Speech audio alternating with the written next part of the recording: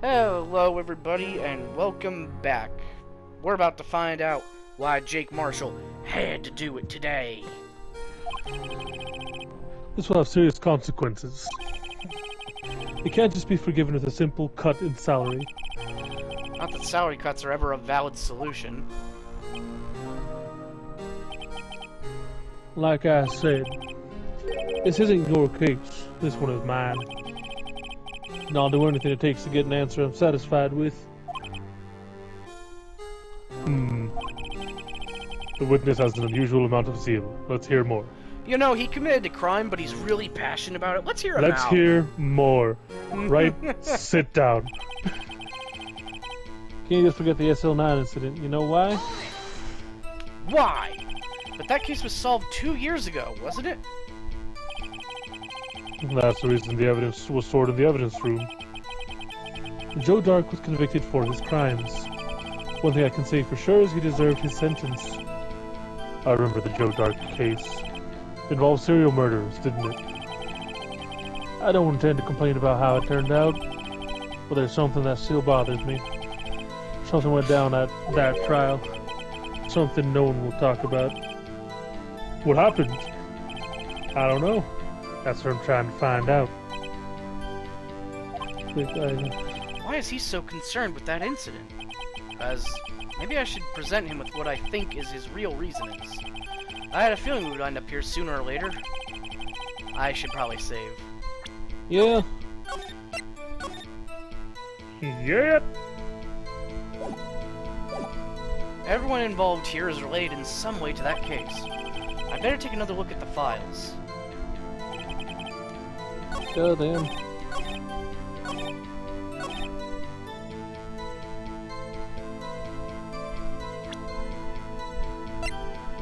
Alright, let me just double check. One of the victims, yeah, Neil Marshall.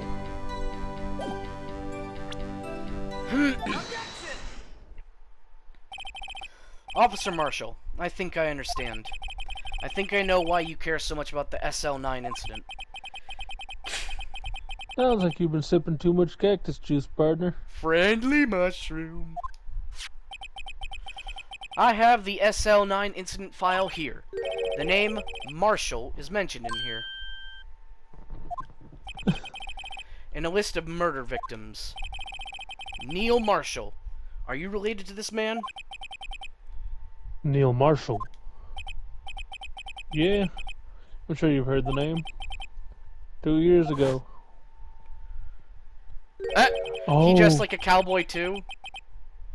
You received the same lousy prosecutor award You were a got. brother duo, you were the cowboy officer, and he was the cowboy, like, prosecutor. What? A prosecutor?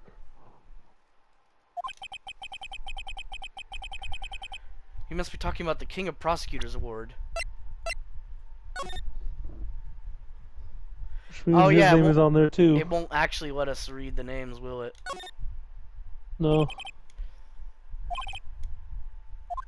Yeah, okay, all it brings up is Manfred von Karma. Dude's fucking name was Manfred.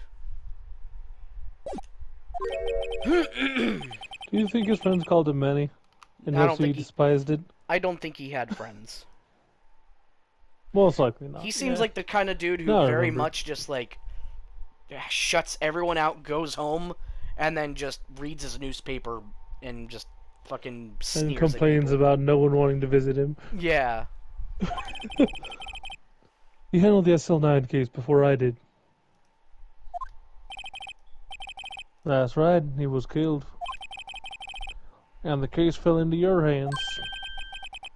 But what's his relation to you? He was my brother. He was investigating the murders with Damon Jant, the then Deputy Chief of Police. The group of detectives I was part of worked under them. We were desperate to prosecute the killer.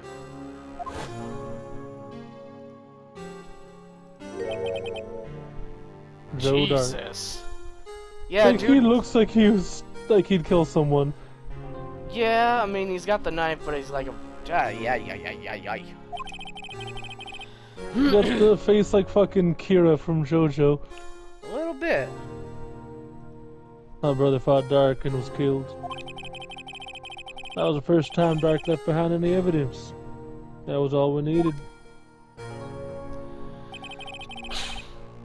He was arraigned and incarcerated. The case was finally closed. Wait, incarcerated? He was executed. We have to be incarcerated first, Jay. Oh. You get put on death row, which you are set in a prison for that. Gotcha. At least according to the public records. What do you mean? My brother couldn't have been killed by Joe Dark.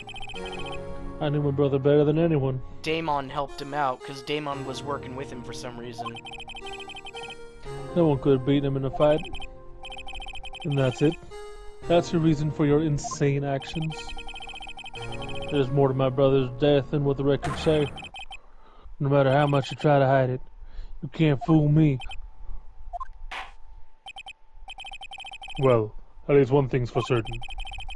Now we know what happened at the police department on the day of the crime. That was the last day the SL9 case could be reopened. Not satisfied with its resolution, Officer Marshall planned to steal the evidence. Disguising himself as Detective Goodman, he entered the evidence room. Officer Meekins confronted him, so he rendered him unconscious and fled. Yes, this mystery has finally been cleared up. No murder took place at the police department that day. Ah. Things that happen by chance never cease to amaze. At exactly the same time as the murder at the prosecutor's office, the fake murder was going on at the police department. Chance? It's gotta be more than just that. So if no one was murdered at the police department on the day of the crime, that means the murder in the prosecutor's office parking lot was the real one. Which in turn means only one person could have committed the crime. Chief Prosecutor Lana Skye. Oh, fuck. But wait! A verdict wasn't reached in yesterday's trial! Which is why we examined the incident at the police department today. What? There's only one reason the defendant was not convicted yesterday. There yet remains the mystery of the simultaneous murder at the police department. Seems to me, this boy's got the draw on you, partner. All the mysteries at the police department have been resolved, no doubt about it. Our sole murder took place at the prosecutor's office. The only suspect is Lana Skye. And the testimony of one Miss Angel Star is completely incontestable. If you have a response, make a single word or less. Bitch. Ah! Thank you. I rest my case. It seems this trial has reached its conclusion. There is no room for doubt. Well done, Mr. Wright. Thanks to you, I didn't need to waste my time. Disproving the alleged murder at the police department. There's no doubt what I proved today is true. The apparent murder on the security camera's tape really was fake. But I didn't realize that would end up proving Lana guilty. Now then, it's time for the verdict has arrived. This court finds the defendant... Hold it! Oh, hey, it's you. Oh.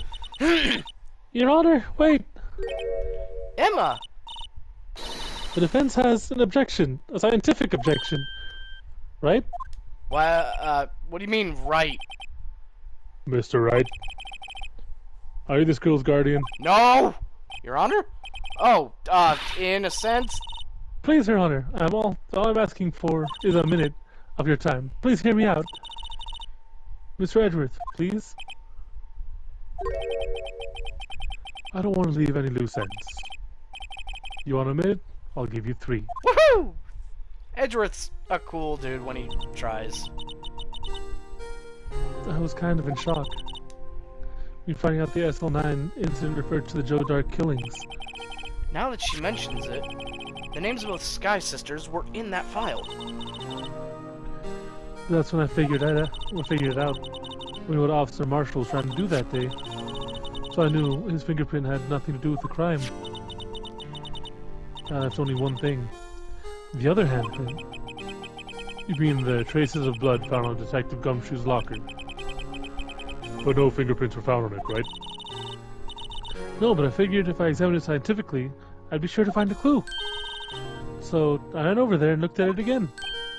Ah, so did you find something? No. Huh? Sorry. Guess I'm not much of a scientific investigator after all. Is that all? Please don't be mad. I'm just a high school student. And I'm just an attorney. But Mr. Wright, those traces of blood are the only clue we have. We can't find something wrong with them. Please, Mr. Wright, you're a professional. If anyone can save Lana, it's you. Professional is kind of stretching it. I mean, me? Oh boy. Time's up. Now then, Mr. Wright. With regard to the incident at the police department, does any reasonable doubt remain?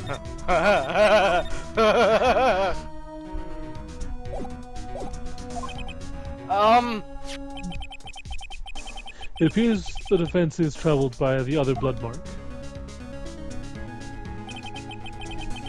Looking at the floor plans, a handprint was discovered around here. Is there a problem with this? Yeah, why would he have any reason to touch it? Mr. Wright, I'm sorry I can't be of more use. But still, if you can't find anything wrong with that blood mark, Lana will be... Please answer my question, Mr. Wright. You don't have all day. Yes, Your Honor. If ever I need to concentrate, it's now. What? What could be wrong with that handprint on Detective Gumshoe's locker? Could there be something I'm missing?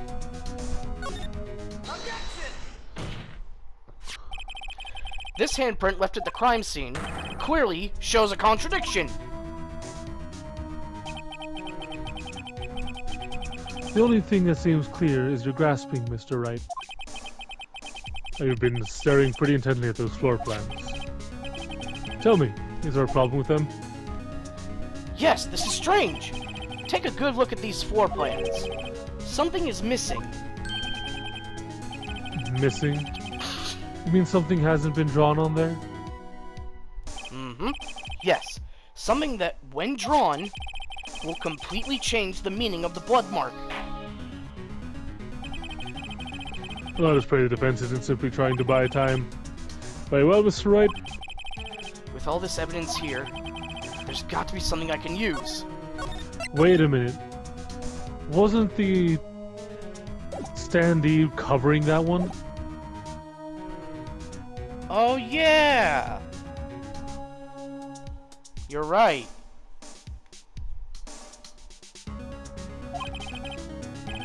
The question is, which item can prove something is missing in the floor plans?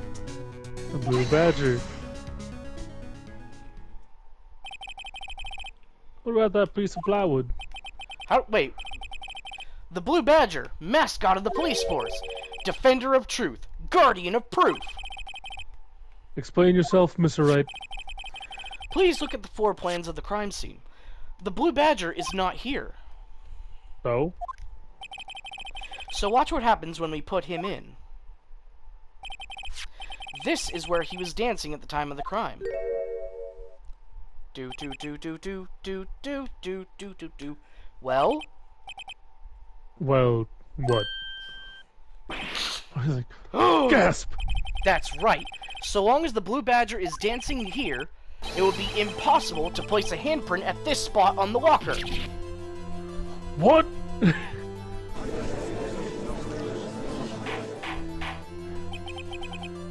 So that means, was that just exactly what does this mean? It was put there before. It means it can't be done. What are you saying? Blood traces were undeniably found on that locker. Don't look at me. I didn't put it there. Mr. Wright, think it through scientifically. Emma! On that afternoon,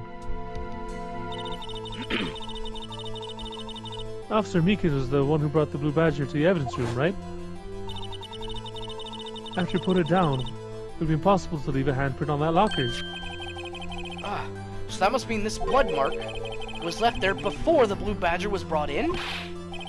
Oh, I think you might have been right about him being stabbed there earlier. Yep. Just one moment. I will not allow such far-fetched balderdash in my courtroom. Oh, fuck off, Judge. It may sound far-fetched, Your Honor, but it's the only possible explanation.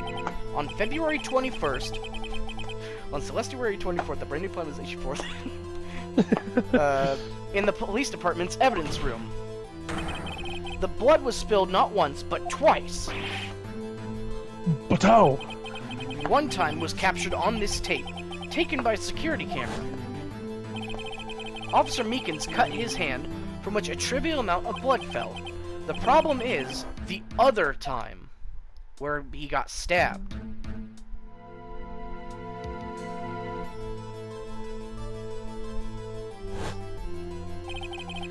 Someone bled prior to the struggle shown on this tape.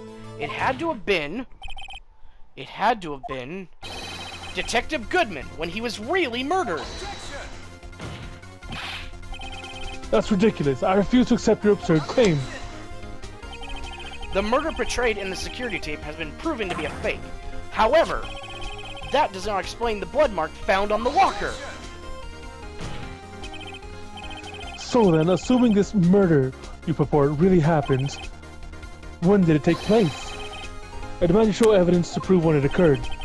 When did the first incident occur? To summarize, the defense claims that prior to the Officer Meekins being cut by Jake Marshall, who was posing as Detective Goodman, another incident took place in that evidence room.